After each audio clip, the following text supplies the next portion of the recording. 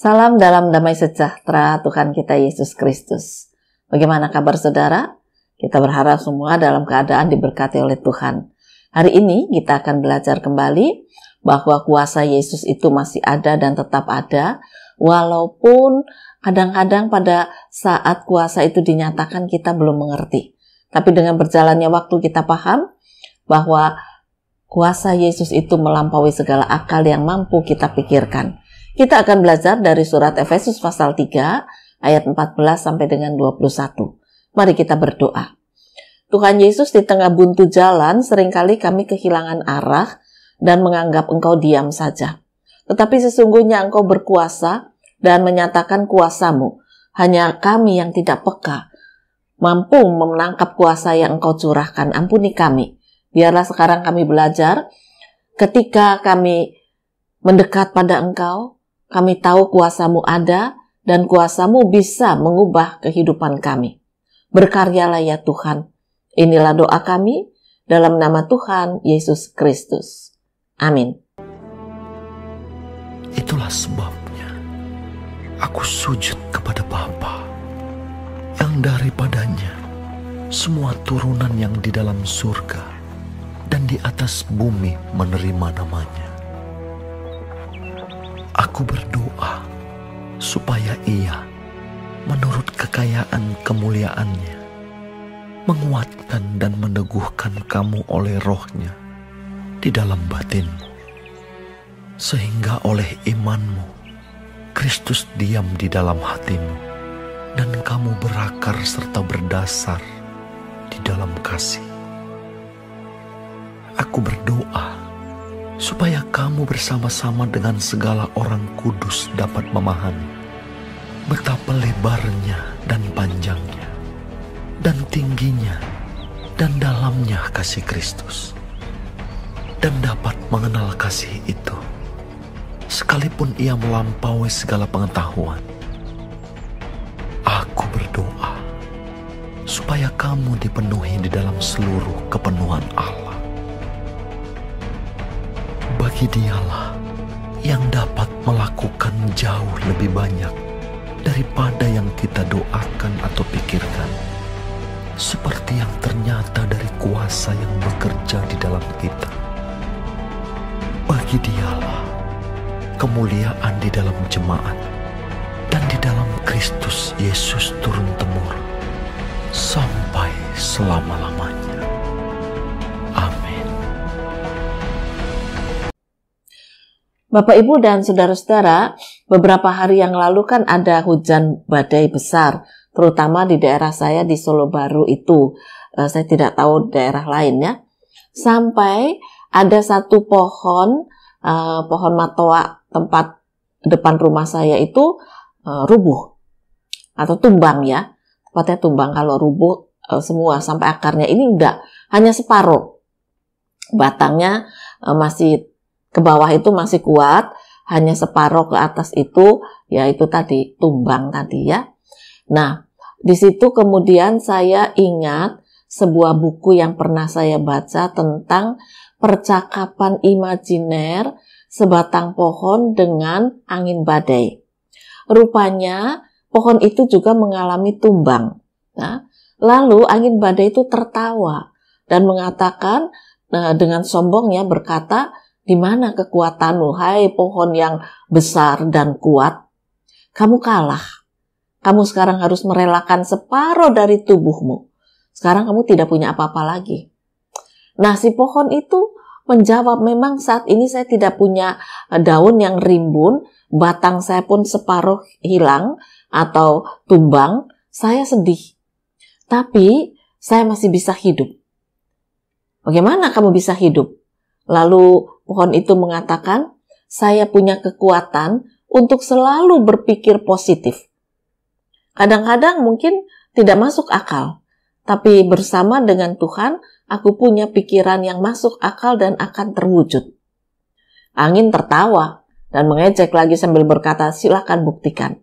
Nah, beberapa bulan kemudian, pohon ini kan semi lagi, mulai tumbuh lagi. Ya, batangnya bertambah, daunnya bertambah. Angin lihat kaget juga.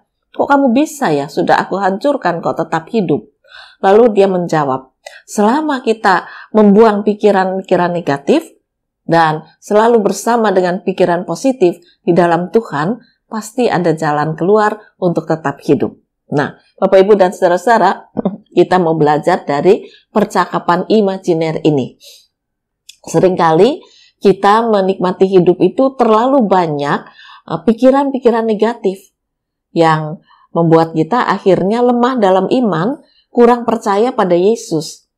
Lalu menjadi sedih, lalu menjadi stres, tertekan, kebingungan, dan sebagainya. Mari sekarang kita belajar dari pohon ini mengatakan, buang semua pikiran negatif.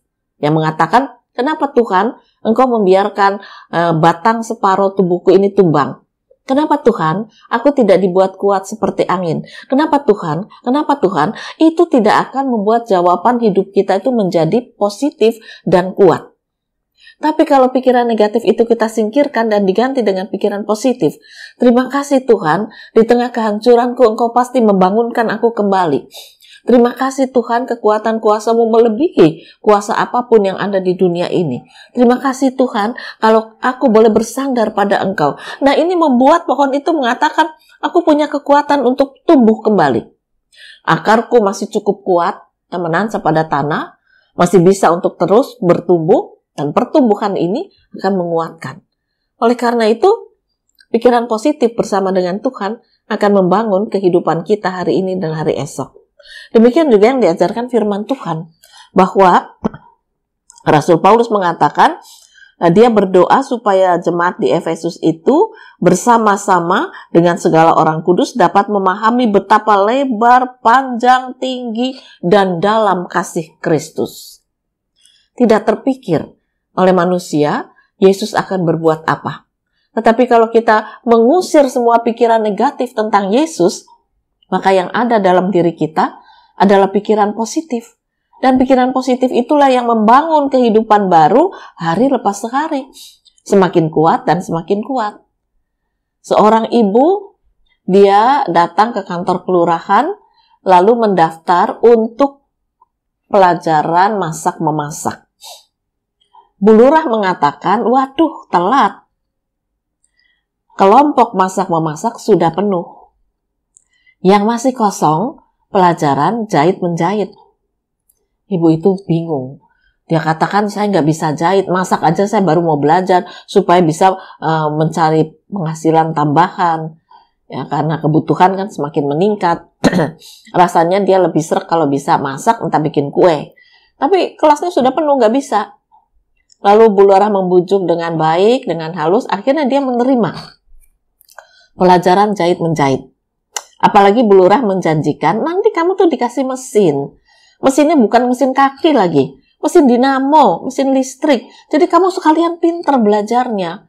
Akhirnya ya, dia coba pulang dan berdoa, berkata, Tuhan, saya tidak mau punya pikiran negatif. Saya kepingin punya pikiran positif. Benarkah saya ini disuruh untuk belajar menjahit? Kalau iya, mantapkan hati saya. Setelah mengalami pergumulan, akhirnya dia mantap. Dia ikuti kelas menjahit. Nah, pertama-tama apa yang bisa dilakukan? Ya, cuma garis lurus. Hanya garis lurus yang dia bisa lakukan. Tapi dia belajar dan belajar. Sampai akhirnya dia katakan ketika COVID, justru dikala orang lain jatuh tidak punya berkat, saya malah kebanjiran berkat. Kenapa bisa kebanjiran berkat? Karena saya itu belajarnya jahit pertama itu kan lurus gitu. Ada perusahaan bantal dan guling yang membutuhkan sarung. Bukan sarung luar ya, jadi sarung dalam sebelum diisi dengan kapuk atau dengan kapas itu ya. Itu kan ada kainnya. Itu cuma lurus. Ya? Lurus saja. Dan di situ saya kebanjiran pesanan. Saya belajar lurus terus. Dan menghasilkan uang. Lalu saya berkata, Tuhan memang kalau pikiran saya selalu positif kepada Tuhan, ya Tuhan tunjukkan ini loh buktinya. Kamu belajar jahit untuk apa? Kalau cuma lurus terus bisanya. Ternyata ada manfaatnya. Kalau kita kan nggak bisa mikir, belajar jahit kok lurus tok buat apa? Ternyata kekuatan kuasa Tuhan yang melampaui segala akal tadi sangat lebar, sangat panjang, sangat tinggi, sangat dalam, tidak bisa kita pahami.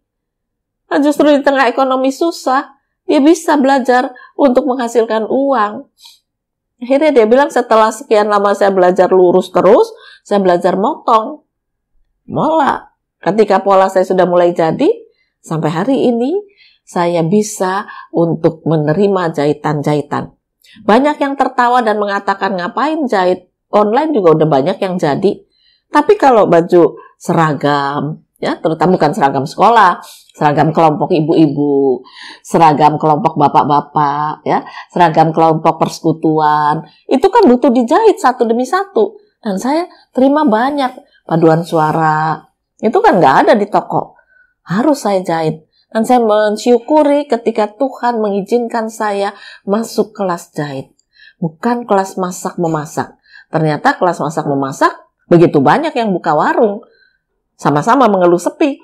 Tapi sekarang saya mengerti apa yang dipikirkan Tuhan yang panjang dan lebar, tinggi dan dalam yang tidak bisa kita pahami. Oleh karena itu mari sekarang kita belajar, di tengah kesulitan kita bersyukur. Kita punya Kristus yang sangat besar kuasanya, yang tidak bisa kita pahami cuma dengan akal kita. Biarlah kita buang semua pikiran negatif. Lalu bersama dengan Kristus kita tetap memikirkan hal positif ke depan. Dari tidak bisa, sekarang menjadi pengusaha. Bersama dengan Kristus, dia selalu memikirkan hal yang positif hari lepas hari. Jahit lurus saja nggak apa-apa awalnya. Tapi sekarang bisa menjadi penjahit yang handal. Nah, Bapak, Ibu, dan saudara-saudara, mari kita lanjutkan kehidupan. Mungkin ada yang tumbang dari bagian hidup kita. Jangan mengeluh. Jangan berpikir negatif. Bangkitkan. Walaupun ada yang tumbang, tetapi bersama Yesus yang kuasanya sangat besar, kita hidup kembali. Selamat berkarya. Tuhan memberkati firman-Nya. Amin. Mari kembali kita berdoa. Biarlah kami belajar bahwa ketika kami harus mengalami kegagalan, kerugian, tumbang, kami tidak berpikir negatif. Tapi biarlah kami belajar positif untuk menerima kehidupan supaya kami bangkit bersama dengan Kristus yang sedang kami cari. Apa yang sedang kuasa Kristus yang sedang dilakukan dalam hidup kami. Sehingga dengan kuasa itu kami boleh terus berdiri, boleh terus berjalan, boleh terus hidup. Berkaryalah ya Tuhan. Inilah doa kami dalam nama Tuhan Yesus Kristus. Amin.